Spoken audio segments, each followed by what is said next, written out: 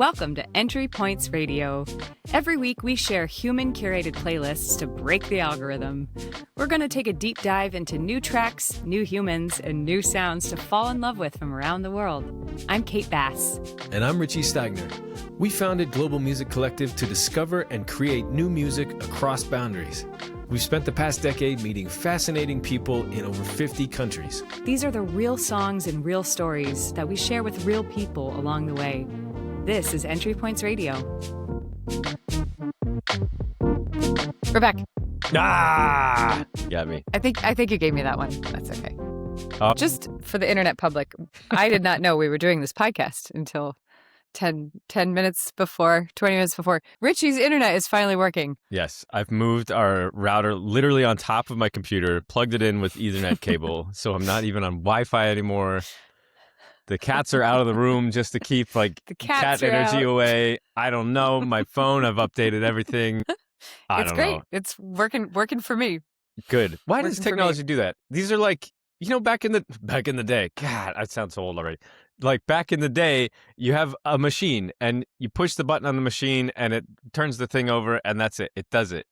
And now it's like, why does my phone, which used to work perfectly, like when I first bought it, why does it not work anymore? It's the same machine. Or is it? Maybe it's not. Maybe the software is updating to make it slower. Maybe. Okay. Last night I was really tired. I had all this work I was going to do last night and I was like, you know what I'm going to do? I'm going to take the book I've been wanting to read forever and I'm going to go down to my building's pool and I'm going to sit in the pool and I'm going to read a couple chapters in the book. Do you know what the book was that I wanted to read? Was it another economics and theory? Kate, nothing says relaxing like I deep was sitting at the pool theory. reading Regenerative Economics by John Fullerton, which, by the way, is a great book. I'm really enjoying it. And one of the things that I liked about it as I was reading it was he was just talking about how our systems are built on this kind of misconception that financial improvement has to just continue growing and growing and growing. There's no circular nature to it. It just has to be exponential constantly. And so because of that, we're in this system where we're all kind of like, but my iPhone is fine. And I would like for my iPhone to just kind of continue and adapt and me to be able to continue using it. But in order for them to keep working in the system where economic viability is determined by constant expansion, they have to continue to make things that are made less and less and less well in order to make more and more and more money. And he's like, it's not even the businesses that are broken. It's the entire system that is broken. And I hope I'm phrasing that right. I don't know, but I was reading it last night in the pool, yeah, yeah. And I just keep thinking about it, the whole gray thing, how every wall, every house, you and I, okay, you're not in your house right now. Your house sitting in a house, and that's a nice painting behind you. And I try to do my best with my paintings and my flowers and my rugs and stuff, but I rent apartments. I can't, paint my walls. Mm-hmm. But it is interesting to look around and be like, we're just living in this world of increasing sameness. and yet, we all like color, we all like diversity, we all like interesting things. And I'm sorry, I went off on a tangent, but what you're talking about with the technology not making it easier and actually kind of making it worse it's exactly what you and I were just talking about earlier with the auditions back in our day when we were younger. I'm a Broadway performer.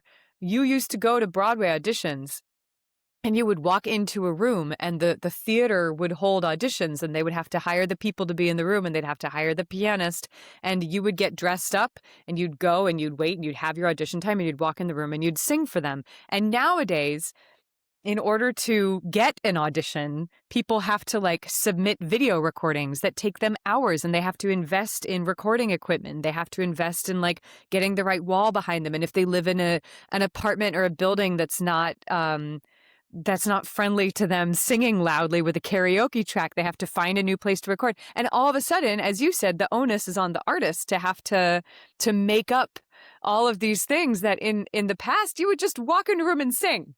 Mm-hmm. Yeah. And we don't rely on your charisma and your presence in the room and your ability and, for better or worse. Human skills. You're a human being. Yeah, exactly. It's funny. I really do love tech. I really do. And we have just been joking about, you and I, like, there have been so many useful things that I've been able to do with AI. Like when your internet was bad and your video was all janky, we were able to fix it with the help of artificial intelligence, not by making a fake video, but by having a program that could kind of adjust every different little timestamp that was wrong and fill in the gaps, right?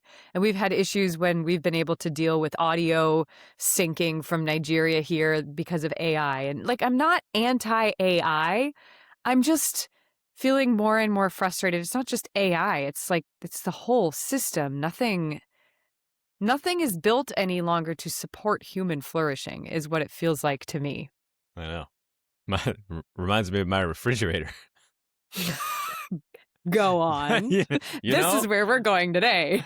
No, I have it's in my condo I have a refrigerator that actually, like, the guy before owned it.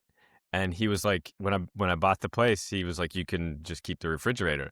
So I did. And this thing is like 40 years old and it runs great. It runs perfectly fine.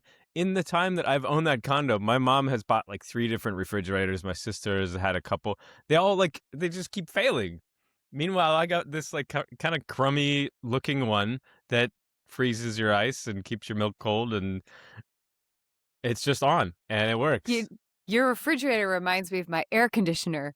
I used to live in Pasadena. I lived in an old building in Pasadena, California, and it had this ancient air conditioning unit that was one of these, like, it looked like it was a tank, from World War II or something, and you turned the knob and it was like, but it worked so well. It would cool down this pretty large apartment very quickly, very well. There were never problems. Now I'm in this fancy new Austin, Texas, new build apartment with the eggshell white and the chalk gray walls. And the air, you don't have any choice if you want to live in this building. It's a smart home, which means that I cannot enter the building or my apartment with an actual key.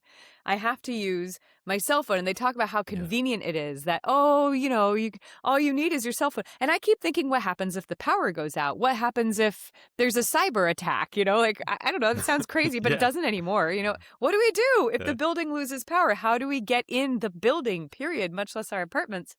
And there isn't even in cars, there's still that secret valet key thing where you can still put a key in. There isn't even that. And my air conditioning unit is built on the smart home system, and it's just decided to stop working. So right now I'm just living on like my fan in triple digit heat in Texas because my air conditioning unit has stopped working, and there's no way I can fix it because the only way the air conditioner works is because some Wi-Fi thing connects to some hub that connects to some data center somewhere, across the country. And yeah.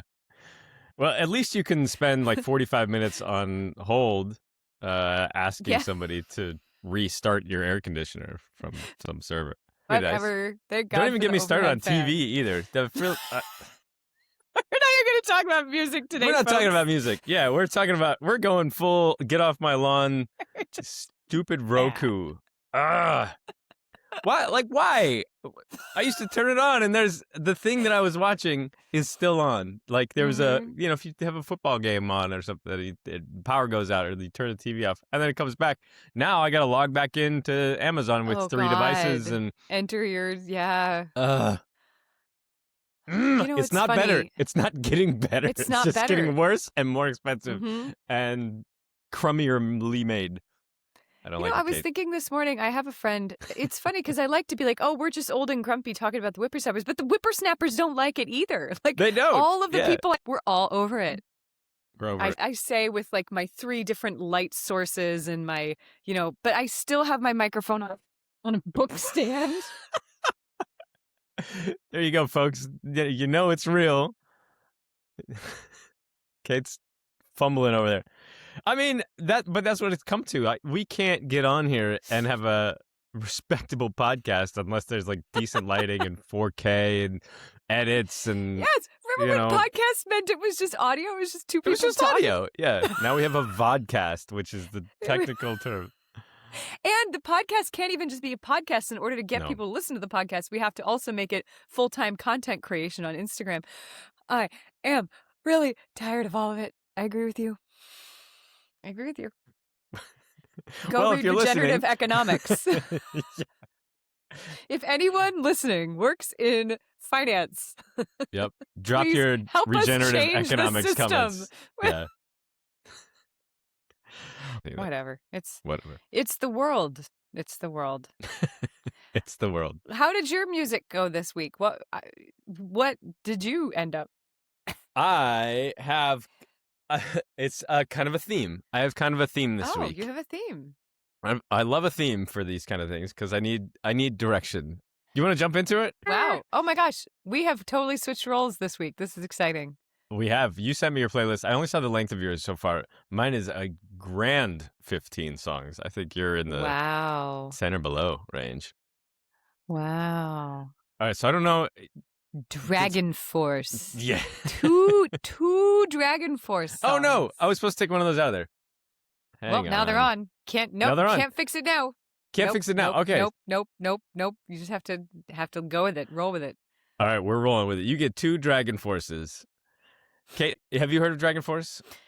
No. Okay. Well, they have made an appearance on Guitar Hero as like some of the more impossible expert super duper songs, but like there are people online that do full like perfect runs of these songs. It is like 7 minutes of just like insane 64th notes, nonstop guitar playing.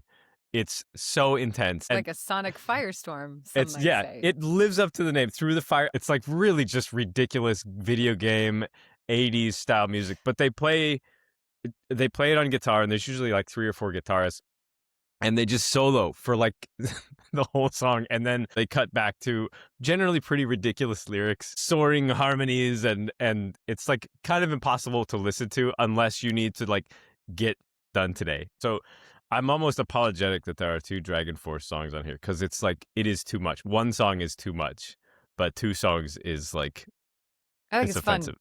So get ready. If you listen to this podcast, if you make it to the end of this playlist, rather, then get ready for a double hit of DragonForce. But double DragonForce hit. Double Dragon. Oh yeah, do you remember Double Dragon? Double Dragon. No. Oh, okay. Cool. You gonna explain? No, I'm not. Double Dragon. Week 9, Double Dragon. So this whole playlist on this podcast is my journey into learning guitar. And I play guitar. I'm a beatboxer by trade, but I wanted to share like how I got into guitar and how I started liking it and what I tried to play and where I am now. Partly as like a way to share with anybody out there, if they are trying to learn music, I think it's kind of fun sometimes to see like how somebody got to where they are now. And if by the end of this list you're like, I want to play guitar as well, then maybe I have evangelized one more guitarist out there in the world. I think especially as arts programs keep getting cut, like it's always the first program that gets cut. I think you need to find reasons and inspiration and guides for why to keep going. So the first song in there is Just What I Needed by The Cars. That was the first song that I learned how to play on guitar with Brad Carlson and his brother Dan Carlson. I would drive to his house, which was like 10 minutes from mine. And in his bedroom, he had set up a complete drum kit. So you would have to like shuffle in. And I would put my guitar amp like right like on his nightstand and like unzip my guitar and plug it in. And then his brother Dan, once everybody was in there, he would push his way too big bass amp into the room. And we'd just stand there like this and play stuff. And this was the first one. It's really simple. It's like very simple chords and very very simple to learn and play. And it was a really cool feeling for the first time to learn something at home and then come back and be like, oh yeah, this is how this song goes, and you know the drums and you know the bass, and we played it together, and it was this like really cool feeling. So whenever I hear Just What I Needed by The Cars, I think of Brad Carlson's bedroom. Brad Carlson. Brad Wherever Carlson's you are. bedroom. All right. I don't know how his mom did it because we turned it up way too loud, and this was just like suburban Littleton, Colorado, and she let us do it. But that was that. Thanks, Brad's mom.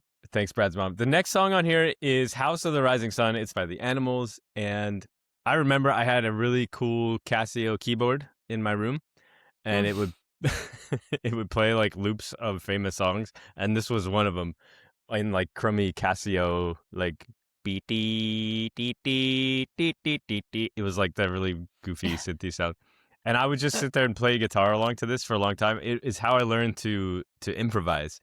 I think like the cool thing about improvising as a musician is like the first couple times you play it, you kind of get your ideas out, and then as it repeats again, you kind of get bored with your own ideas and you have to change them. You start to say like, well, what happens if I like don't play this here, or what happens if I play it on the offbeat or something. And I think boredom is a really big part of writing music. Like just repeating the same thing over and over is a good first step, but then like how do you progress songs forward? It's like, okay, this is where I get bored, and if I'm getting bored, somebody else is getting bored. And I think that is a weird like secret trick to becoming a better improviser, is like, when do you get bored? But this is where I first learned how to improvise, and it's a great song. I'm gonna like group the next four together. These were just like punk songs that I really got into at that time, and I'm trying to keep these in order. So these are like songs that I learned. And oh, you got some more skanking. I got some more skanking. Yep. Bad Religion. Sorry, I liked because they harmonized. Like as a punk / rock band, they did harmonies, and that like that really tickled something in my brain that obviously has worked. Future acapella. Yeah, it was. I just thought I really liked that, and of course other bands do that, but like the way they did it, it was a big part of their sound. San Simeon was a song that my friend Garrett liked, and Garrett and I used to play guitar together. We grew up together, and we listened to plenty of Goldfinger. Anyways, I gave him the tabs of this song for his birthday. Like I printed out tabs for a bunch of songs that we liked, and I gave it to him in a folder, and I think I spelled it San Simon when I wrote the tab on it, and I remember he was like, you spelled it wrong, and I was like, I was really insulted by that. I was like, God, but I put this all together for you. Anyway, but I love the song, and it was a fun song playing a guitar, as is Take on Me. Ruby Soho the band is called Rancid. Like they have the mohawks, and they like fully went with the look. My progression through punk rock went through Rancid for a while, as like Rancid was pretty famous for a while, weren't they? They were, yeah. They were a really big band. Skaters had like Rancid stickers and stuff, like all this. Yep. It's skater boys. He was a skater boy. Yeah, like everybody had that T-shirt too, and yeah. Like I think they kind of exemplified a real style of punk that like hip hop. It was kind of adjacent to hip hop. It was maybe what the not Backstreet Boys, definitely not the Beastie Boys. Beastie Boys. Beastie Boys. Oh, yeah. If they had never met Rick Rubin, I think they would have basically become what Rancid was. As interesting. Ooh. And they wouldn't have gone into hip hop. So that's interesting. I want to listen to that. It's my hot take. All right, that's a good hot take. Put that on Instagram and smoke it. Yeah, kids. Yep. Y'all don't even know the Beastie Boys probably nowadays. It's crazy. Well, the T-shirts are out there. There's definitely that stuff. T-shirts anyway, are out there. So speaking of getting bored, at some point with punk music, I was like, all right, I've had enough bar chords, and I need like something else. And my friend Peter, basically, he's like, we're gonna do a show, and I want you to learn some songs. And Schism was one by Tool that I learned, and it was great. It was like you really have to like do a lot of hammer-ons as part of like the hook of the guitar. When I started learning that, I was like, oh, there is like so much more to this than just playing like chunky chords. And so Tool, and this song in particular, it was an entry point into not just more complicated music, but like more interesting guitar playing to me. It was no longer just about like how loud and chunky can you be, but like what can you do with it and what kind of tools are there. And so from Tool, I got into Eric Johnson. This song, I I tried to play a little bit of it, but it was way over my head. I couldn't do it. But my cool guitar teacher, Mitch Deswart, he learned how to play this. And I remember being like, that's so cool. It's like he plays Cliffs of Dover. It's this like 90s school of fast instrumental guitar, but he doesn't lean into the rock side as much as some of the people a little lower on this list. And I tried to play it and I couldn't. But this was like my first time I tried to play something on guitar and I failed, which was like, all right, let's keep working on this. Yeah. So moving down, Carry Me Home by The Living End. This was when I became a musician in my eyes, was this song. My theater teacher at the time was like, you should come sing Jesus Christ Superstar. You should audition for this. and I didn't. I chickened out. I went to the theater and then I left because I got afraid to sing in front of people because I never had. And yet, I just have to tell everyone, I've heard Richie sing now Broadway music, like on stage with a full orchestra in front of a whole audience, and he absolutely nailed it. And I'll never forget just being like, hey, wait, you're really good at that. And you confessed to me, you were like, that's the first time I've ever sung with an orchestra before. And you would never know. So take that, high school, whatever, theater teacher, for intimidating Richie. Well, he was very encouraging. I should say that. It was just me being afraid. I was a high schooler and didn't know how to. Yeah. But good for you for conquering the fear. Anyway, I'm totally sidetracked. Well, I still wanted to be a part of it because I thought this is cool. I got bored with soccer and I was like, let me join something else. Let me try this. It seems interesting. Yeah. And I learned how to play this song and I used this to audition for Jesus Christ Superstar, which I think I've talked about in a previous episode. But I think you have to. At least you've told me many times. Yeah. But Living End is from like the punk / rockabilly style guitar. Richie, was it you who said that you didn't like rockabilly music? No. Well, it's I'm not a fan of the rockabilly style. I think that I think it like just homogenizes this like. But they look. I feel like the girls look so cool with the like victory rolls in their hair and the like wiggle dresses and stuff. I don't know. I think the first few people that did it looked cool, but now it's become like a uniform, and to me, I'm like that's not what this is. It just seems like you're just copying a style, and now I'm like, all right, so there's one of you now. Right, I get what you're saying. It's kind of like when Hot Topic like homogenized being goth. You know, it's like, yeah. Okay, the whole idea of being goth was to kind of like go against the system, but then they made like this corporate, you know, chain store that's in every mall all over America that sold goth clothes. And so they were, I get what you're saying. It's like as soon as the style becomes a uniform, then it's no longer really a style. It's just another eggshell white wall. I think hip hop has that problem. And really? I think one of the best parts about the beginnings of hip hop was that it broke the mold. Like it played music differently. It was more in your face. It sampled stuff. It changed the beat. It forced people to get up. Like it was revolutionary. And that included the way people dressed. Like they would dress in a way that was sort of counterculture, or they would go represent a style of dress that wasn't accepted as part of pop culture or mainstream culture. Yeah. And then it has been. And now that like the prevalent uniform is the same thing that NWA wore. Now everybody wears that. And it's like, I love sneakers and I definitely have like baseball caps. I like to wear them. But there has been no revolution in hip hop fashion as far as like the genre itself should demand. That's a really good point. That's very interesting. Yeah. So anyways, so The Living End, I really like. Chris Chaney is the guitarist, and he's this Aussie guy from Melbourne, and he put together a guitar tutorial disc that came with the album that my friend bought. Garrett bought the album. Garrett! And because we were both learning guitar at one point, I was like, do you mind if I borrow the CD, the DVD, and play it and try to play along? I struggled with Cliffs of Dover. Like, Eric Johnson had a tutorial DVD too, but his DVD was like, when you're moving your fingers, it's like an orchestra of like where you're muting and what you're not touching. And I was like, I don't understand that, but like, that's cool, I think. But this guy was like, yeah, cool, man, like I just had a beer and now I'm playing the guitar. Like, oops, messed that up. Let's try it again. Like he just kind of talked like a guy, and I liked it. But to this day, I feel really bad about this. I lost that DVD somewhere in my room, and I never gave it back to Garrett, and he wanted it back because it was it was kind of like hard to find stuff like that back then. So Garrett, Richie is very sorry. I'm sorry, Garrett. I'm gonna find one, and someday when we're like 95 years old, Just be like, find his address and send it to him. That would be really funny.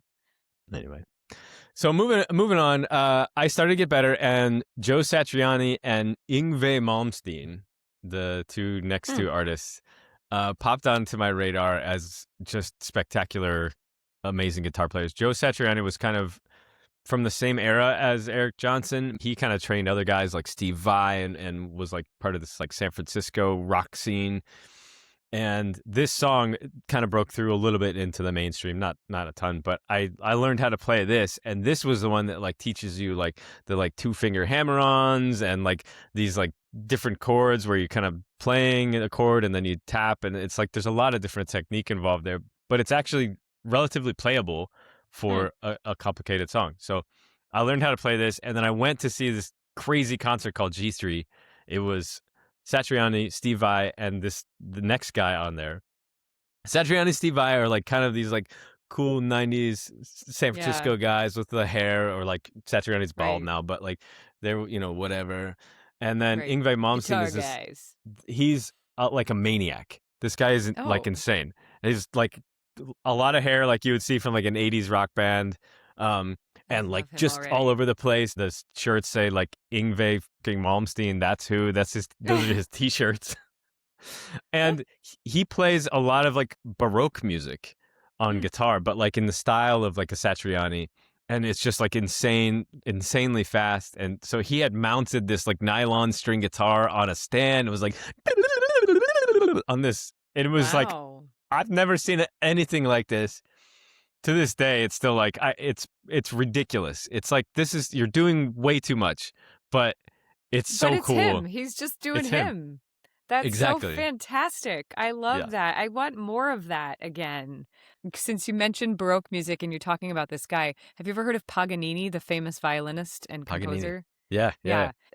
For anybody who doesn't know, Paganini was famous, obviously, long before there was anything really recorded other than just people's firsthand accounts of hearing him play or interacting with him. And Paganini was famous for the fact that he had this wild and crazy hair, and people thought he made a deal with the devil because he was this incredibly virtuosic violinist, and when he performed, he would play in the darkness, and he would just play these really, really fiery, virtuosic, like, pieces on the violin with the lights off, and he had this crazy wild hair, and it's endured like into 2026 on a podcast.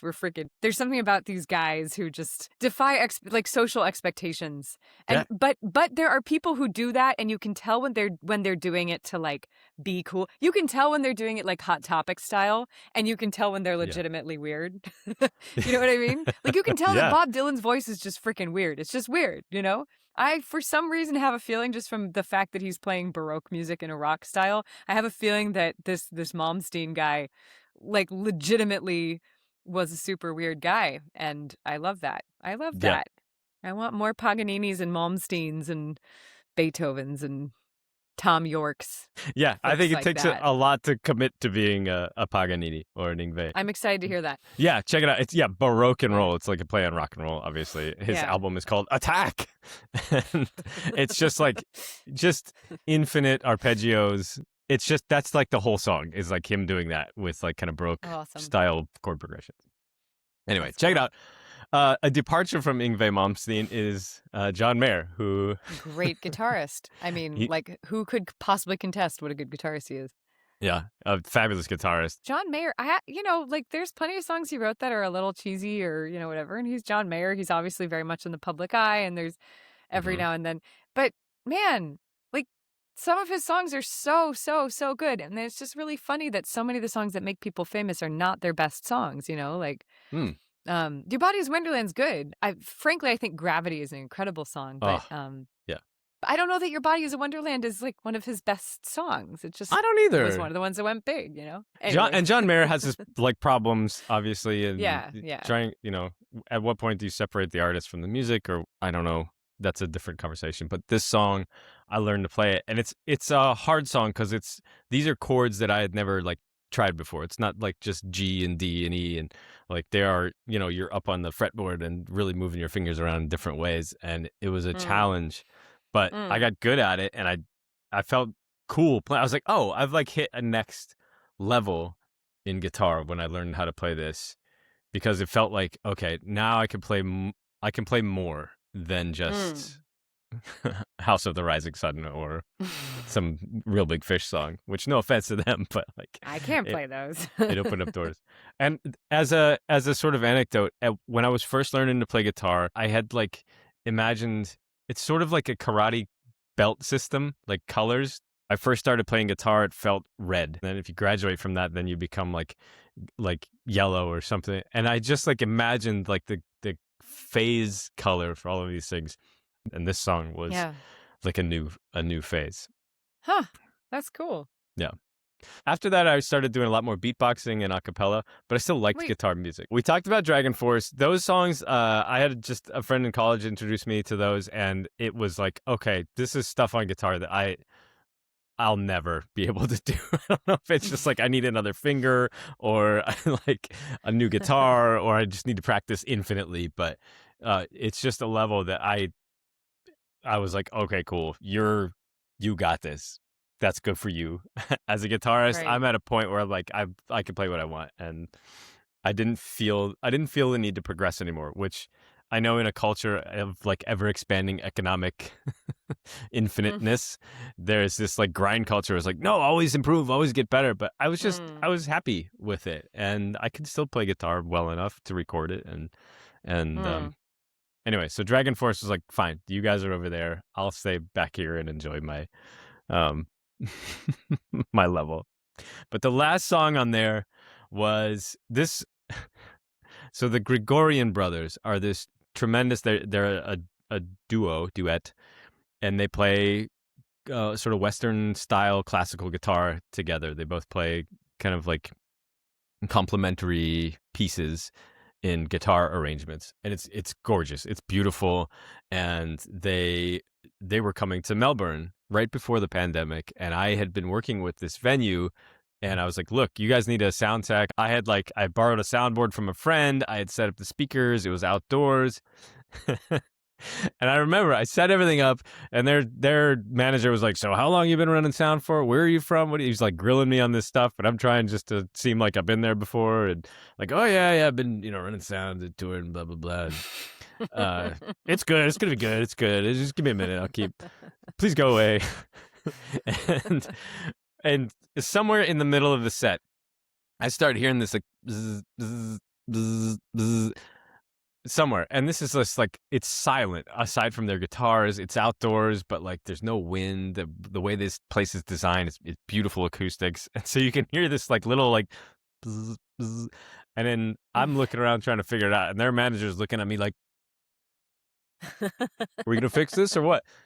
And I was like, well, shit, I can't get up. I can't like leave the board mid-set. I can't walk around. It turns out like on the speaker, there was like a little pin that was holding the speaker stand up that like hadn't like fully set. And so it was just like anytime they hit like a G, it was like, oh, wow. It was buzzy. Oh, God. Anyway. So I wanted to include a song from them because just to remind myself that I've taken a different direction. Keep yourself humble. Keep me humble. Exactly. Anyway, I've blabbed quite a bit about my list, but I hope you enjoy it. This is my progression through guitar. And can I ask you a question? So yeah, all the years that I've known you, you don't often talk about your background in guitar. What was on your mind this week that made you inspired to share your guitar story? I'm so excited to hear it, because this is like, you can be friends with someone for a long time and still have new things to learn about them, and I knew that you played guitar, of course, like you've talked about it before, but what brought it back to mind this week? I think it's just anytime I hear rock music, I love rock, and I've always loved rock, and it's just like what I do now with beatboxing and a cappella music is fun to do in person, but I don't often listen to it. I won't like seek it out that much. Yeah. You know what I mean? It's like, I liked playing soccer, but I don't like watching it that much. Yeah. I felt so the same with opera and with Broadway, really? actually. Yeah, I don't really study. I mean, sometimes I do, but I don't. it's not really like the kind of music that I just sit around and listen to all the time. I listen to Yeah. jazz a lot, sure, but I understand there's some things that are more kind of active. No, yeah, I think when you're participating in something, it's really gets down to the core of like what is music for you. And Yeah. to me, I wanted to play guitar because I wanted that power that came from the rock music that I was listening to like I wanted to be able to do that. Yeah. And the problem that I had with being a guitarist was like that's not how you play guitar well. You play Mm, guitar well by small movements and careful motions. It is an instrument at its core. It's like you have to be careful with what you're doing and you yeah. can't just like punch it and it comes out, which is why I think I like beatboxing because that is a very visceral like that feels to me Mm, strong and that comes through strong and that's it. Whereas guitar, you can't punch through the speaker so much unless yeah. you kind of carefully pull the E string, boom, bing, like that. To me, is it doesn't have the same connection to music. So Mm, while I enjoy listening guitar and I do like playing it, but I would much rather play beatboxing than yeah. I would No, that guitar. makes sense. I love that. With singing, there are certain kinds of music that are more fun to sing than others. And it's really fun to sing opera. It's really Hmm. hard. And it's this like thrilling experience to be able to, make this sound come out of your body.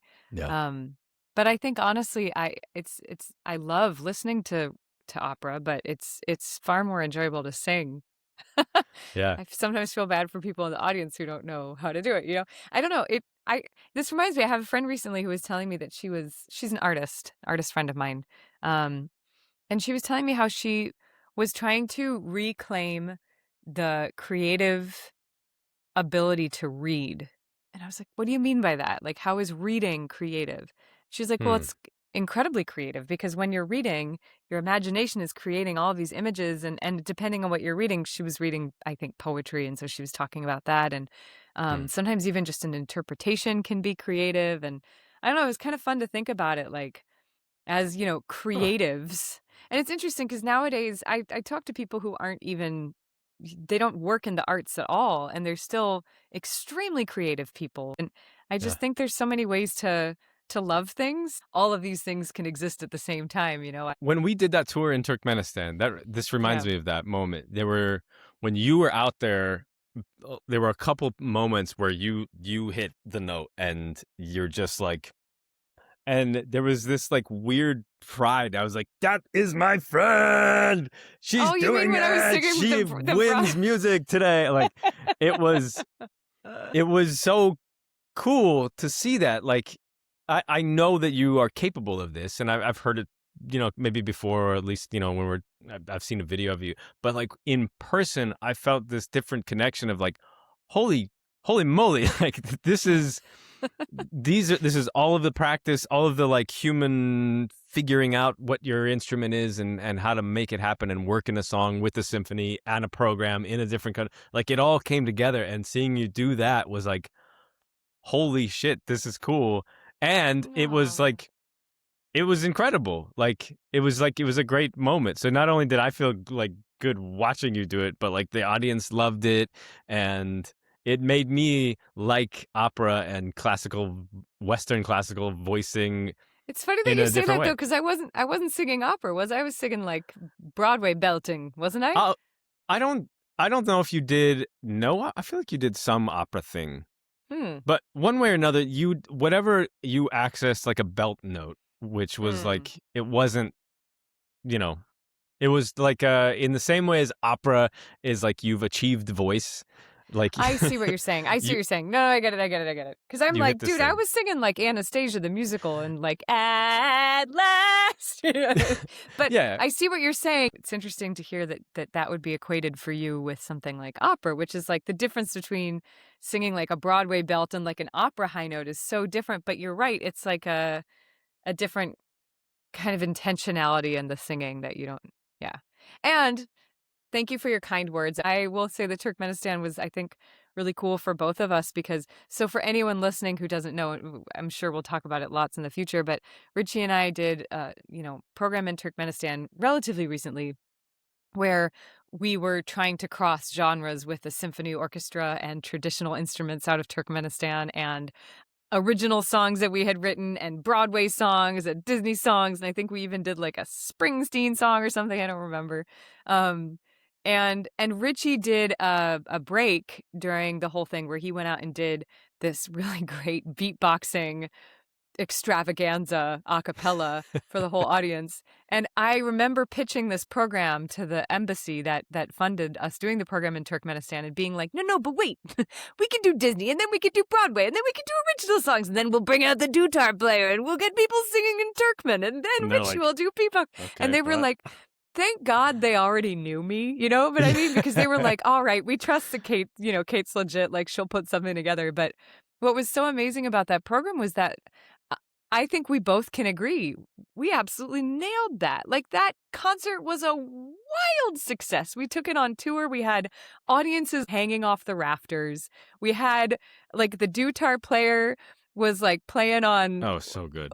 It was so good. And it was such an amazing experience for Richie and me, who've been friends for so long. And we've worked on all these cross-cultural collaborative programs and we've done all this stuff, but to watch both of us also get to like be our big deal performer selves too, and not just in a performance of the music that we all wrote together or something or as facilitators, but as the front of stage performers. It was just that was a really fun special experience. Yeah. We've got some songs we have to release from that anyway. We do, and stay tuned, I guess. Yeah. Yeah. Anyway, thank you for your list, and I'm glad to learn more about, now that I know all the other sides of Richie, I'm glad to know more about the guitar side and the rock side. Yeah, get into it. It's my Scorpio side coming back out, I think. I don't know. You're so into Scorpio lately. I'm just trying to. He's going LA. Well, we brought up astrology last time, and I'll lean into it if it works. Yeah. Anyway, all right. That's awesome. That's my list. Thank you very much. Woo! Woo! Fwam, fwam, fwam. The most anticlimactic air horn ever. Fwam, fwam, fwam, fwam.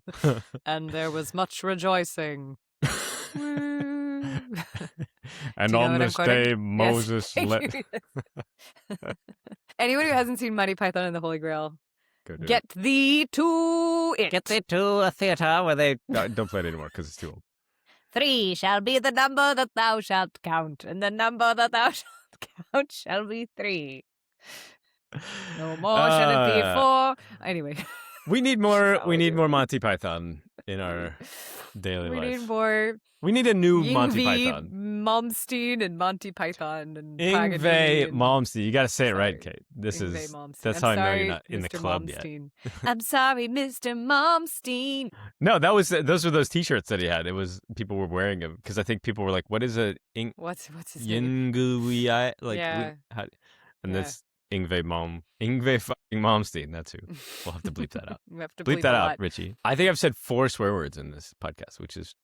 Yeah, you've turned into a real sailor. Yeah, today it's this rock music. Tell you what. Yeah, it's like a different. He's got his charcoal gray T-shirt on. Nothing says rock and roll like a storm charcoal gray T-shirt in Beverly Hills. Anyway, all right, let's move on to Kate's playlist. Are you ready? I'm ready. Just wanted to make sure. All right, here we go. 1, 2, 3. That's me. That's you. It's really short. This I feel so good because my playlists are always shorter than yours. So finally, this might be the first time I win, you lose. To be fair, if I didn't know that we were doing this today, which I thought we were doing this tomorrow, I would have had more songs and more preparation. But I think it's kind of fun. This is raw. This is real. This is me. That's right, folks.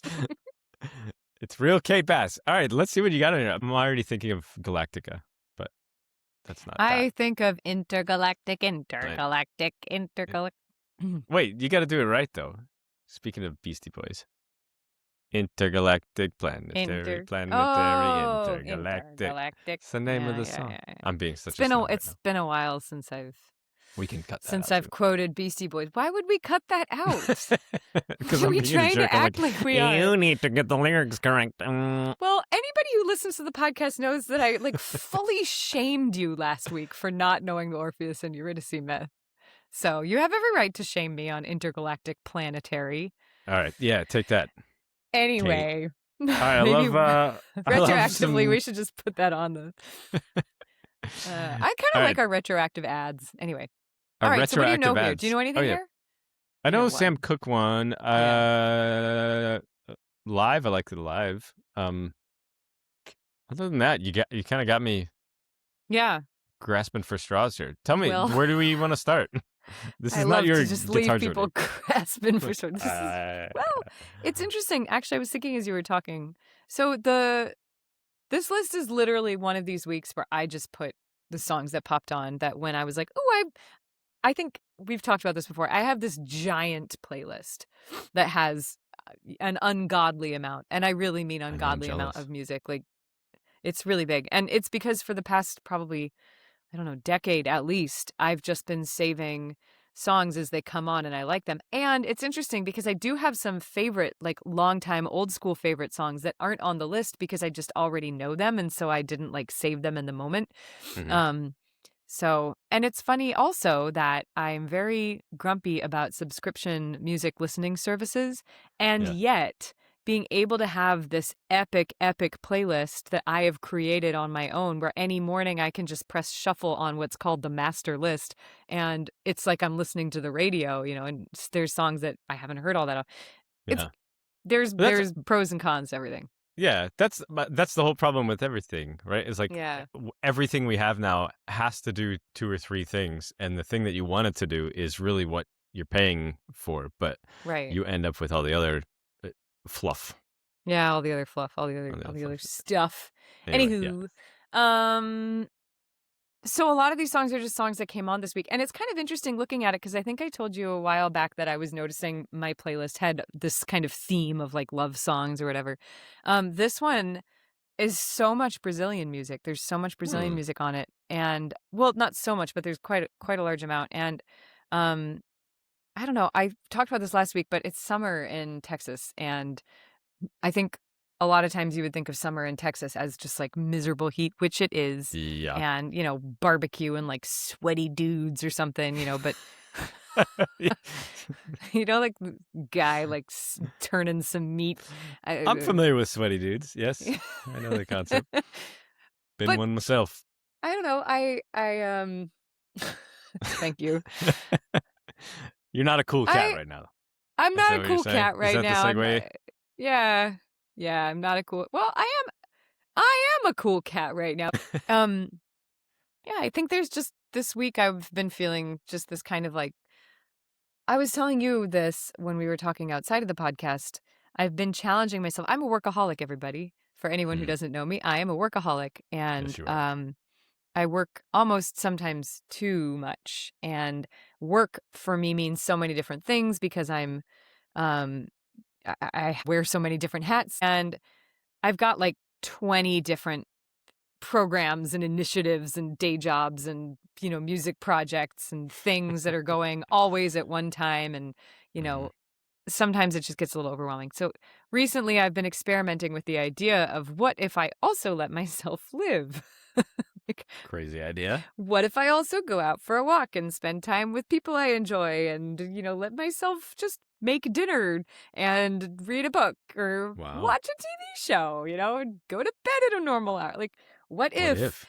And it's been interesting because I am really having to force myself to readjust around this concept. In the beginning of this year, I came back from a foreign country with parasites in my system and got horrifically ill for months and was completely debilitated while I was dealing with this. And when I was debilitated, I formed a work ethic, which I think was a little bit unhealthy because I didn't go anywhere or do anything. I couldn't go anywhere or do anything. All I could do was just sit on my computer and work. And now I'm having to readjust to this new normal of I'm a human again and I'm going in the world again. And there's this song, by the way, from Beauty and the Beast, the musical, that goes, "We'll be human again, only human again." It's like when all the little dishes, Beauty and the Beast? All the little dishes and the forks get...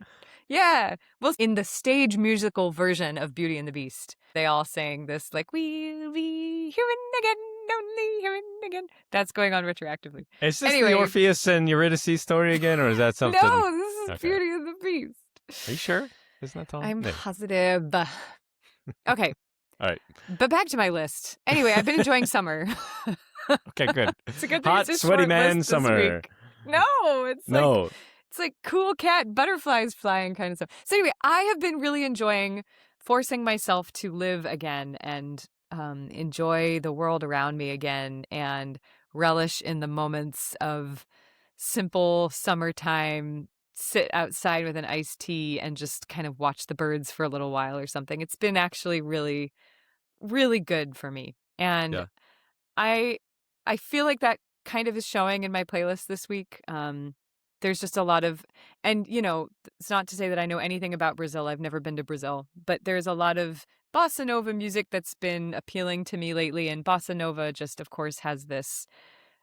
One thing I love about bossa nova is it's deceptively calm. Like, not calm, but bossa has this very, chill brush drum beat, and the singers usually sing very lightly on their voice. It's not like Broadway, like like what we're talking about earlier. It's not rock music. It's like the opposite of that.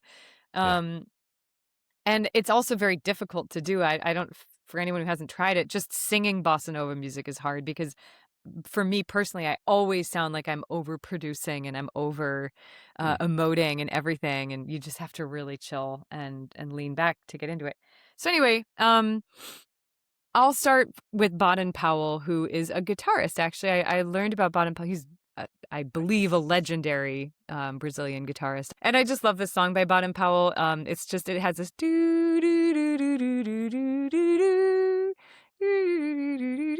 Something like that, and you hear him just kind of singing in the beginning, and it's very evocative of a hot summer day, just sitting back with your guitar. That sounds great. There's something about like Brazilian music that is just like it stands alone. I think there's something about Brazilian. That's a really nice way to say that. Yeah, like samba, bossa nova. I mean, it's such a deeply impactful culture of music that I think just really stands on its own against so many other musical styles, and at the same time has informed so many other musical styles. And thank you for saying that, because that brings me to Erasmo Carlos. This song, I don't know how to pronounce it, so I'm not going to say it, but his song, he is I know he's a legendary Brazilian musician, and he is famous for having merged rock music and bossa nova and other styles kind of together in this very unique style. And I just love him. Do you know him? Have you heard him before? No, and I'm trying to imagine how rock and bossa nova mix, because bossa nova, like you said, is so light and kind of it's so light, and to have rock with that, I'm very curious now. I mean, it's not heavy rock like especially this song. This song in particular sounds very bossa, but if you listen to it, you'll hear it's a lot in the instrumentation, in the way that he sings it. Like, he does kind of lean in a little bit more vocally in certain parts, and it's really cool. It's really cool to kind of experience the bossa in the song, and then feel the song kind of grow into something a little bit bigger and more. It almost reminds me, not at all musically, but in vibe. I don't know if you remember, like, there's a Crosby, Stills, Nash & Young song. I love them. I can't believe I haven't put them on yet, but they're one of my favorite bands of the 60s. Crosby, Stills, Nash & Young had a song. Halfway through the song, it goes into this totally different vibe, and it sounds like you're in, like, this lava lamp party. I don't know. I have to find it. If I find it, I'm going to actually put it on the list this week. Do you know what I'm talking about? I don't know the song. I have a Crosby, Stills, Nash & Young story at some point, but I'll save that for another day. Okay, yeah. Anyway, there's this... Yeah, find it. I'll find it. There's a song that Crosby, Stills, Nash & Young have that, like, starts out very rock, and then all of a sudden it goes into this kind of psychedelic, like, breakdown, but it's not really breakdown because they're still singing, and it's just cool. It's just interesting. And this Erasmo Carlos song, to me, kind of does that in a way, but it moves so beautifully into the slightly more rock-leaning part. Anyway, listen to it. See if you like it. Yeah. I'm sure you'll like. I'm absolutely positive, Richie, that you will like it. But and since I'm doing the Brazilian songs, Ponto BR.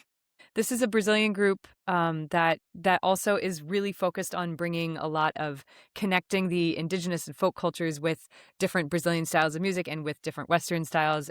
From what I've read, which is very little, it looks like they're a group that really tries to do a lot of collaboration across cultures and stuff like that in a way that I think is really beautiful. And this song just came on recently while I was driving, and I was just like, oh my goodness, this is so great. It was just such a great, joyful sound to it. I'm curious what the words are. I think it's funny when there's words in other languages. Sometimes you're like, I love this. And it turns out to be about something totally different. So on that note, so Arooj Aftab is a Pakistani-American singer. And her singing is just another level. She has just such a soulful sound to everything that she sings and everything that she does. And I've loved her music for many years. And this song, Mohabbat, is covered by lots of different singers across genres. It's a very famous tune, I think, in Pakistan and in India. Mohabbat is an Urdu word, and I believe I know that the beginning of the song is about lovers. And I thought for the longest time that it was a Sufi poem about, you know how there's so many Sufi poems about my beloved, but beloved is actually God in Sufi poetry. Beloved is usually not another person. And I just looked it up this morning because the song came on, and it's every time I hear the song, it's just this beautiful, meditative, but also just like stunning instrumental build. It's just such a beautiful song. And I was listening to it this morning feeling like, oh, what a beautiful, I'm really feeling this kind of meditative vibe today and feeling grateful to be alive. And then I looked up the poem. And the poem is actually a very sad poem about love and loss. It's not about what I thought it was about. So anyway, that's my story about that. But this song, Mohabbat, I just have to say, I lived in Mumbai for a while, a number of years. And one of the things, I would live high up in apartment buildings, because that's in Mumbai, you're in an apartment building. It's probably going to be high because there's a lot of people there. And I was lucky enough to get to live pretty close to the sea, pretty close to the Arabian Sea in both of the apartments I lived in, one being my cousin's that I already spoke about and one being my own apartment later on. And one of my favorite things, I love a bird. I'm shocked I haven't gone off about this yet. Big bird fan over here. Big bird fan. I've written a lot of songs about birds. I'm just really into, I love a bird. And yeah, that's it. Yeah. That's all. No. So there are these birds in Mumbai in particular. I think it's called a kite. Black kite, I think is what it's called, but looks like an eagle. Looks like somewhere in between an eagle and a hawk. It's a bird of prey, and they just soar. And they kind of will soar around buildings sometimes, usually when someone has food out for them or something like that. And they're such beautiful, incredible birds. And there are also these amazing crows out there that I would like make friends with and give them water and food every day. There was this whole thing. I was like the weird white lady with the bird friends in Mumbai. This is really a vibe. You're like that Home Alone lady. I don't know what you're talking about. Home Alone 2. Oh, I never saw it. It. Yeah. Where have you been? Let me stay on my birds, Richie. She has pigeons. Yeah. Okay. That's kind of She's the bird lady that I thought you were referring to. Anyway. I was not. I was just referring to myself. Back to your black kites or fire kites, which is apparently another name for them. Oh, Seems interesting. Really cool. Anyway, this is your story. So there was a black. Yeah, you're totally hijacking on Home Alone. Come on, man. So there was a black kite when I lived in my last apartment in India before I had to leave, and it would just show up at my bedroom window. My bedroom window had like a bar outside the window, and this black kite would just sit at my window, and I'd wake up in the morning and it would just be like looking at me, and it was really powerful for me because it's not just a no offense to pigeons. Pigeons have their own thing that I could go off about for hours, but they're Eurasian rock doves and they're actually really smart and really cool birds. Anyway, and we've ruined them. Humans ruined pigeons. Like pigeons were Pigeons were these, like, the friends of humans. They were how we carried our messengers across, great distances to each other. And then as soon as we figured out how to send a letter, we just abandoned them. And now they're like pecking for, scraps in our cities. We made them this way. Anyway, what was I talking about? Oh, so this black kite would sit outside my window. It was a very powerful moment. Yeah. And I remember one evening listening to this song and just kind of sitting there. I knew I had to leave India, and I was feeling a lot of feelings. I love India. I loved living in India. I didn't want to leave. And I remember sitting just feeling some kind of a way towards the end of my time in India.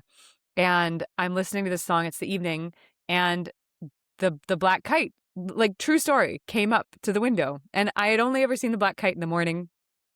And I have videos of this for those of you who don't believe me. It is real. It's on my Instagram if you don't believe me. Yeah, and so for some reason, this song I always associate with my little bird friend, my extremely powerful bird of prey bird friend in Mumbai, India, that like said goodbye to me that one night. And I always wondered, I wonder if the bird came back and if the new person who lived there got to have the bird friend, or if anyway, yeah. Mohabbat. So that's that song. Lord Almighty. Big I have a bird list fan. of 9 and I'm still rambling. Big bird fan is the takeaway. Big time. I mean, honestly, that's probably my biggest story. So there we go. We're done. But birds, Kate Bass. Kate Birds. That's all you need to know, That's folks. it. Okay, so that's that. Sabor a Mi is just so beautiful. I believe this is like a classic. It's from Mexico. It's like from the 1960s or something. There's something about every time I listen to it, there lots of different people have performed it. This is a particularly famous recording of it. I don't know how I learned about it, when I learned about it, but it's so romantic. I don't know what it's about yet again. Who knows? I should look up the poem, but I didn't do my homework. But it's so beautiful. It's so romantic. Their singing is incredible. It's fun to listen to. Our music from the 60s is one thing, or the 50s and 60s, and it's fun to hear music of that time, of that kind of golden age of music time from other countries. So I just love it. So that's that one. I like that. I have this impression of the 50s. Maybe this is like American Puritanism coming through, but like it seems to me like this very like stiff nuclear family, black and white, and to have a song like this from that sort of era, Sabor a Mi, like the flavor of me, the taste of me, is like that's very like romantic and sensual, and they think that comes from that time. It's like, oh yeah, they were still like like us. I really enjoy that, like kind of shaking up my own impression of that time period. So I just looked up the lyrics as you're talking about it, and it's, for so long we have enjoyed this love. Our souls have gotten so close that I now keep your taste, but you also keep the taste of me. It is not my intention to be your owner. I am nothing. I have no vanity. I only give you the good. I am so poor. What else could I offer to you? More than 1,000 years will pass, and so many more. I don't know if eternity will carry any love, but over there, just like here, in your mouth, you will keep the taste of me. That is so romantic. It is. What happened to romance? No, I'm just kidding. It's so romantic. I have goosebumps. There's something so beautiful about that idea. Yeah. Remastered, no less. Remastered. That's funny. It's like this beautiful, like in 1,000 years, the taste of me, you'll remastered. I don't know. Right. Like, but it's still a taste. Still there.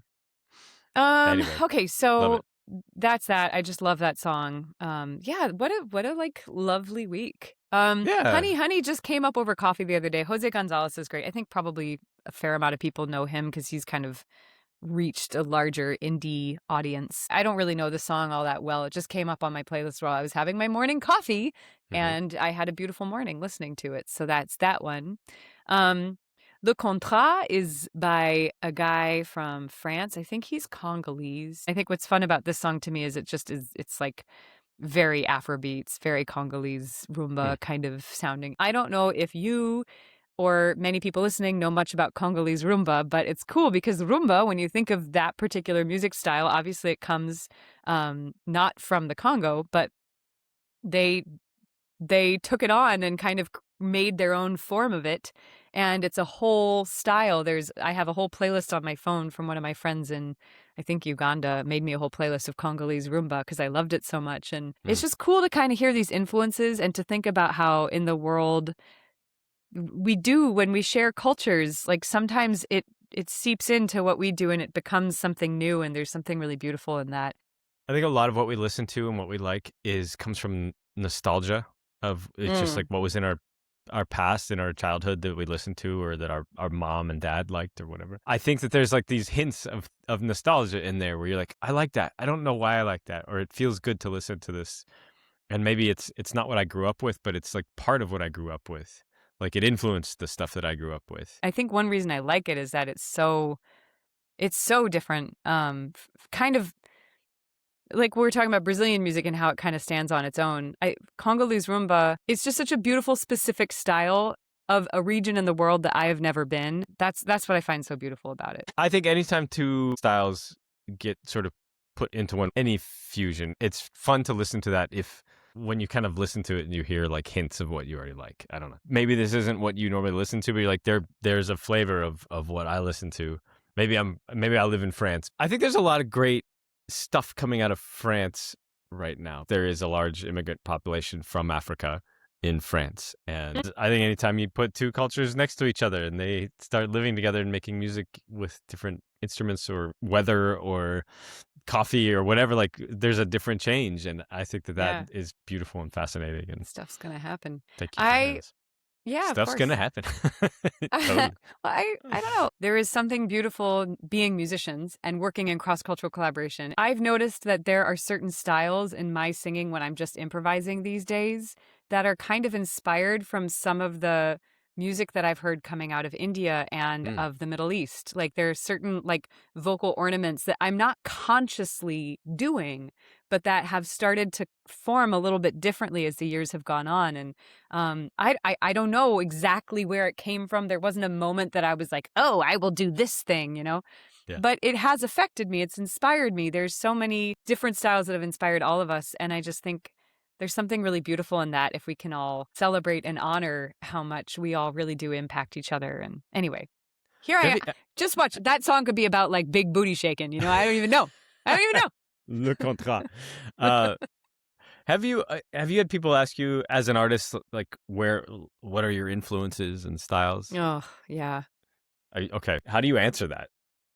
I usually just tell them I don't even know where to begin. Like, it's kind of like when people tell you, like, give me your elevator pitch. And I'm just kind of like, oh, back off, bro. Like, I don't know. Maybe, whatever. How about a long meandering walk through the woods pitch instead? Like, maybe the world would be better off if we had more long meandering walk through the woods pitches. Probably. Less elevators. I actually less elevators. More woods strolls. Less elevators. I love that. But yeah, when it comes to my influences, I usually just tell them, like, I can tell you who influenced me with jazz and who influenced me with songwriting, and who influenced me with opera and who influenced me with this and that and this and that. But they all are a part of it. Like Joni Mitchell's a huge influence. Ella Fitzgerald is a huge influence. But like a singer out of India named Kiran Ahluwalia, she was a huge influence for many years. And a singer from France named Camille, or like, I don't know. Beethoven is a huge influence. Just knowing his existence and what he did and under such adverse circumstances. I don't know. What about you? Do you have an answer for that? I don't. I always go back to like what I was listening to as a kid, or what my parents were playing in the car as I was a kid. Yeah. And I remember we did an interview one time, and they're like, "Tell us who your like musical hero is." And I struggled with that because of the musicians that I really like. I've never met these people. Like I've never met, I don't know, Beyonce or Whitney Houston. I never met her.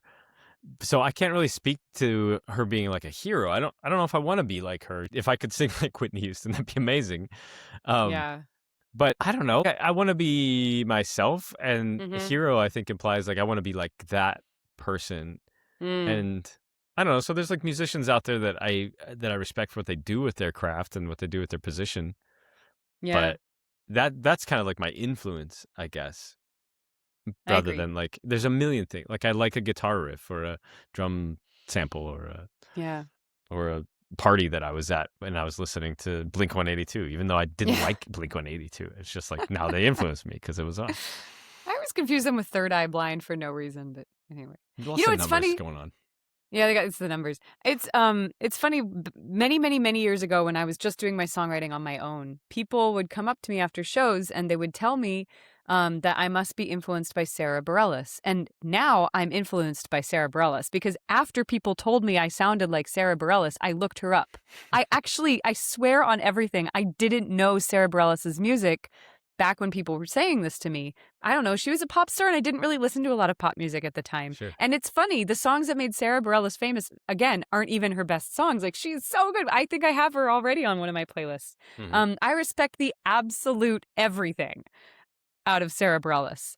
But it's interesting because I wonder what it was in my singing that inspired me, that probably also inspired Sarah Bareilles' singing at some point. You know what I mean? Like, maybe she grew up listening to Ella Fitzgerald. Maybe she grew up loving Joni Mitchell. Probably both of those things. Yeah. And She's somehow about your our age. voices, yeah. You know, It's interesting to me because it's like, yeah, we are all influenced by people. We all have so many heroes in so many different ways, and it's not always intentional. Anyway, I'm realizing I have now blabbed on way longer. You tried to be fast. I have a 9-song list and I blabbed on longer than you, but we had some good chats in it. I actually don't know anything about Cineramascope. I heard it on the radio and I just loved it. It's like, it says featuring Trombone Shorty. what a name. They're a funk band. It's a contemporary funk band. They're from New Orleans. I think if your name is Trombone Shorty, you have to live in New Orleans. I don't think you can. Yeah.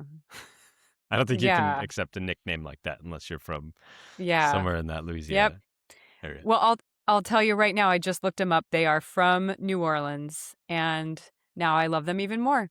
Awesome. I think we already talked about this, but one of my favorite cities in the entire world is New Orleans. I just think, talk about everything we're talking about all these cultures, like, coming together and making awesome stuff together, like New Orleans food, New Orleans music, New Orleans culture, New Orleans art, New Orleans people. Like, there is such a beautiful merging of cultures in that city. And as far as I have seen and known, there's always problems, places, there's always conflicts. But when you're from New Orleans, from what I've learned from the few people I know there, it's kind of like if you're from New Orleans, you're going to get along with each other because you live in this, they've been wrecked by so many hurricanes and there's so much history. And anyway, now I love them even more. Anyway, it's just a really cool song. It's like funk. I heard it on the radio and I loved it. So enjoy. Perfect. And okay. So Us Three, I also heard on the radio, and it's a jazz fusion group. And it had a really cool mix of like kind of hip hoppy beats and a jazzy sound. And the lyrics are kind of silly. Yeah. Okay. I just enjoyed it. Great. The Austin radio is really great. They play really cool stuff, and it's I think it's inspired a lot of what we've been doing with Entry Points, because I just think it's so fun to get to hear music that you wouldn't otherwise listen to. And it's really fun driving in Austin because, like, I think you've driven with me in Austin. Like, the roads are fine. They're fine. Like you drive on this like elevated highway to get down towards downtown and downtown Austin. And downtown Austin is a really cool skyline, but it's hot. Mm-hmm. Maybe there's like a lightning storm coming in nearby and the city skyline's out there and you're going out probably somewhere to have like a spicy margarita and listen to the cicadas and hang out with friends. And that's this week. Last one is Sam Cooke, Blowing in the Wind. Sam Cooke is just one of my favorite singers of all time. I think we've already talked about him a lot. And I just love this live recording of him singing Blowing in the Wind. We've been talking a lot about protest songs. And there's something about hearing Sam Cooke sing Blowing in the Wind, this famous protest song here in America, hearing him sing it live. It's like catchy and good. And at the same time, it's like, I don't know. We were talking last week about Hadestown and this, why do we keep telling these stories over and over and over again? And, how many roads must a man walk down before you call him a man? Like, what great lyrics that song has. It's just kind of fun to hear it sung by Sam Cooke, just sung by a different person and kind of get his take on it. So that's it. That's my week. That's my week. Your week. That's great. That song, by the way, came up at I went to a concert 3 weeks ago now. It was at Camp Acapella. And every year here in around LA, they do a big camp where they bring in a cappella singers, and this is the last song. They got all 150 of the campers on stage to sing. They sang this song, not the Sam Cooke wasn't there, but it was yeah, it's an interesting song because like I think as a folk song, I think it means so much that if anybody dares sing it, it's like, I know what you're trying to do now. Whereas like back in the day when Sam Cooke or Bob Dylan sang this, it was more like it really touched a nerve. Now it's come to mean so much more contextually that when you decide to put this into your own concert or you decide to cover this as an a cappella group, it's like, okay, you're saying a lot. And I have to like put aside this moment of seeing you through the lens of this song's 70 years of existence and meaning. And it's weird when something like this comes, or like when somebody sings that, what was that Live Aid song? I was thinking like Let It Be by the Beatles. Yeah. It's just so hard to cover something so iconic. I think that's what I'm trying to, Yeah. maybe yeah. the best analog is, I'm still searching for it. Maybe what you said, Let It Be or something like that. Or Imagine. Imagine, that's a good one. Yeah, you're like, That's this is a beautiful song, and it's like, it's done. It's done. And to have, because I think Bob Dylan wrote this originally and Sam Cooke covered it. So when an artist decides, particularly a contemporary big artist like this covers another artist's song, that's a cool moment because they're like, this says what I want to say. And usually they'll actually ask that person, be like, do you mind if I do this version of the song? I think Hendrix did that with the Watchtower, which also was written by Bob Dylan. But How have we not put Jimi Hendrix on it? I was just thinking about this the other day. I was like, Jimi Hendrix is one of these people that's not on the master list because Jimi Hendrix was such a major, not influence, but I was so obsessed with him for so many years. Were you? Like, Okay. him and Led Zeppelin aren't on my playlist because I just don't even think to put them on. It's the same thing as like Billie Holiday. I don't have much of her on my playlist either. Yeah. Oh my God, Jimi Hendrix, like. We might have to do like a version where we just do the obvious choices because I think part of this podcast is like, let me pull my B-sides in and throw you some different stuff. But yeah, of course, like Hendrix talking as like a guitarist. I didn't put Hendrix on my guitar list, but he influenced so much of not just how I play, but like the rest of the guitar world and the way that we consider chords versus individual notes, and there's a whole history, but it is surprising. Like, why didn't I put him on there? And we just assume everyone knows him, and I'm sure everyone does. But just because we know a thing doesn't mean it's not worth talking. Maybe actually that, and bring it back full circle for Blowin' in the Wind and Sam Cooke. I imagine. And I'm sure there are some people who don't know, just like Orpheus and Eurydice. Like, I imagine that. You're going to see me angry if you keep bringing that up. At least I'm not talking about the Java Jive. Okay, I'm sorry. Never. I imagine that everybody knows Sam Cooke and that everybody knows Blowin' in the Wind. And yet it's still sometimes, it'll just come on and I'll be like, oh, wow. Imagine, like you brought up Imagine, that's another great one. The Beatles, John Lennon, like they're so not ubiquitous. They're just so iconic. Everybody knows it. But I still think it's worth every now and then talking about, like I keep wanting to play Ray on my playlist because I think Ray is really amazing. I listen to her all the time. And I think she represents so much of where I hope the music industry is heading, just in terms of like being a real life damn good singer, and like really authentically herself and all of this stuff. And at the same time, I haven't put it on my playlist because everybody knows Ray, Everybody knows Ray. Why do you need me to introduce you? Yeah. Huh. But I guess this is about us sharing our stories and our entry points into things. So anyway, I digress. That's my list. But that's a great list. Thank you very much, Kate. Thank you.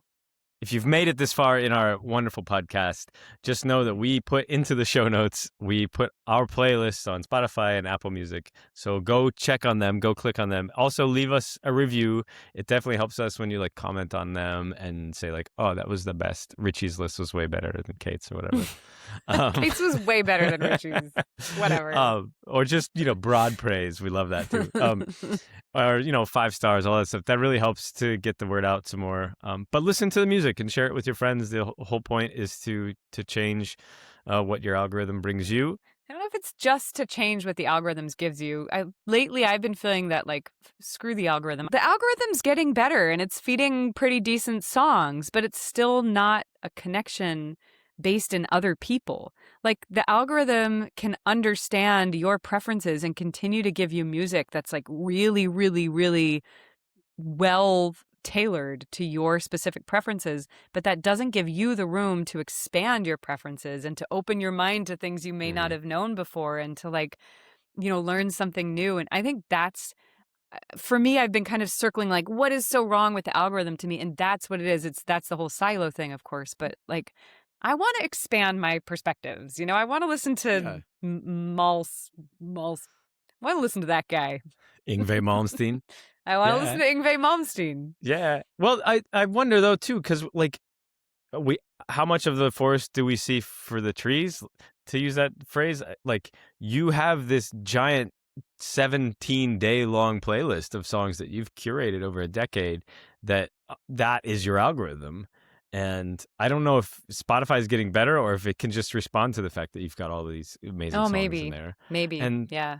I genuinely don't know because I have my own echo chamber of an algorithm. Right. I don't know if you've noticed too, like the more stuff you put into your Spotify playlists, then on Instagram, you start to get some influence in that too. Almost as if like the data is kind of being shared across all of these things. Yeah, almost. Are they sharing our data?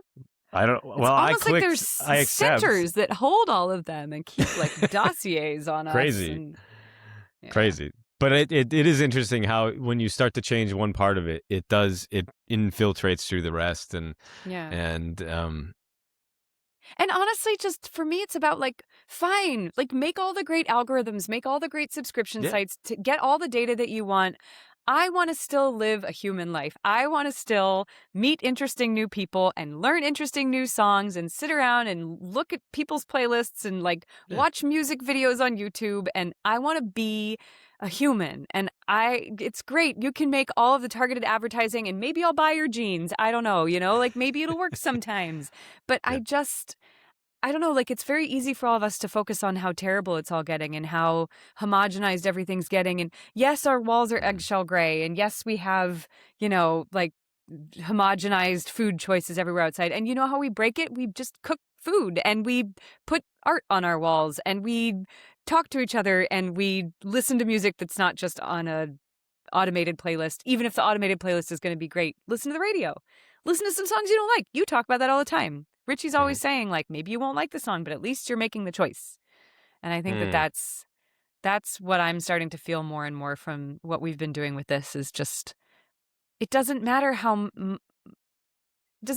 great the automations become. It's not the same as just getting to hang out and talk about our crazy little stories and learn about each other and learn about the world and enjoy new things and try it and choose. And maybe in addition to listening to this, go ask your friend what they're listening to as well. Yeah. And don't just look at ours. Definitely look at ours because we love our playlist. But these are our perspectives. So go talk to your friends and say like, why don't you? What song are you listening to? Did you hear something today that you liked? Let me know. I think that's important too. Bring back the listening party. I went out on a date recently to a place that was playing records. What? They were playing. It was a vinyl record listening room. I know. Oh, cool. Classy guy. I gotta say. It was this like they had like craft cocktails, and they were playing vinyl records, and you would sit and chat, but there were also really high quality headphones everywhere, and every now and then. And at first, I thought it seemed kind of pretentious or put on, and we were there with a group of people. And every now and then, one of us would just put the headphones on, like Purple Rain was playing, like they were playing lots of really interesting stuff and deep cuts, but they also just like were playing the Prince Purple Rain record. And I don't know, we all sat back and like put on the headphones for a second. And like, it was fun to watch the person engaging with the music in that moment. And then they'd trade the headphones like a cocktail, you know, you would trade it around. And it was really nice. It was like, oh, it's fun to sit around and listen to music with people and like kind of chat and kind of listen. And it weaves in and out of the discussions and it informs the environment around you. And it was fantastic. Like, let's bring back stuff like that. Let's do more of that, Hell yeah. How just easy enjoy. Too. Sit there and listen. Mm-hmm. What else? Yep. Yeah. You don't have to try. Yep. Actually, And it's not... that explains your playlist this week. I was trying to find some sort of theme, but you went on a date. This feels like very like... I've gone on other dates. It's not like it's the first date of my life. Good Lord, Richie. First date of your life. That's what it is. No. We can, Plus, the listening room was probably last week. Leave me alone. Back off. Shut up. Shut up. Stop it. Stupid. Anyway, on that note. I'm probably going to cut that. Probably. Almost certainly. This was fun. I had a good time. I did too. What are your top 3? San Simeon. I'm going to go there just because for nostalgia. Goldfinger. Goldfinger. Just out of like pure humility, I'm going to go with the Love Token from the Gregorian Brothers. All right. Pure humility. And then Carry Me Home. Living End. You can never go wrong with Living End. Top 3. All right. I'm going to add a 4th, which is Yngwie Malmsteen. Do it. Me? Yeah. Me? What's my list? Let me look at my list. I mean, your list is almost just top 3 anyway. It's so short. I know, right? My top 3 are the Erasmo Carlos song that I don't want to pronounce wrong, Sabor a Mi, and Cineramascope. All right. Fabulous. With Trombone Shorty. With I just wheezed. How... That's the sort of nickname I aspire to. I don't... Could you imagine? That guy's probably really fun to hang out with. Yeah, if your name's Trombone Shorty and you're lame, you're not going far. Sorry. It's like a He's boring from New Orleans tiki bar. Yeah. Yeah. They exist, but not for long. They go out of business. Yeah. Anyway, all right. Fabulous. This is great. I got some music to listen to on the way to my parents' house. Me too. Thank you, Kate Bass. Thanks, Richie Stagnant. Stagnant? Dude, I'm what is that accent? I've heard it before. Stagnant? Stagnant. Is it like old guy from the East Coast? Well, okay, so I call you Old Rich. And I feel like Rich is Stagnant. Same guy. It's the same. That sounds like a prospector same lady. Same character. Like same guy. Same Gold lady. Rush Guy's Jane a lady. or something. Gold Rush. I went out for a whiskey with Old Rich. And he didn't come back for 30 years. Rich Stagner, he drank too much whiskey. I mean, he fell face first. And he fell face first down in the whiskey bar. And then he looked at me like I'm the crazy one. That is how it went. The old legend of Old Rich and Gold Rush Jane. And the whiskey bar. Anyway, folks, that's Entry Points Radio. He's listening. This is that ending that just keeps going and going and going. This is the beginning of another podcast. Old Timey Shit, featuring Kate Bass and Old Rich. Old Timey Shit. Some songs by Mumford and Sons. And the hymn of the Battle Republic, or Battle Hymn of the Republic, whatever. I don't know. It sounds like something. Okay. We have to go. We have to go. You have to go. I don't know how to end this. I don't know how to... Just press stop. Just press stop. All right. Press and stop. Bye.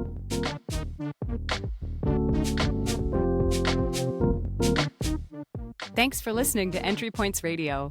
You can find the full playlist and connected links for this episode in the show notes. Subscribe for behind the scenes, playlist archives, and more at our Substack and Patreon. Your support makes our work possible. Follow us on Instagram at Entry Points Radio. If something in the episode opened a door for you, send it to a friend. That's the whole point. We'll be back next week with more music beyond the algorithm.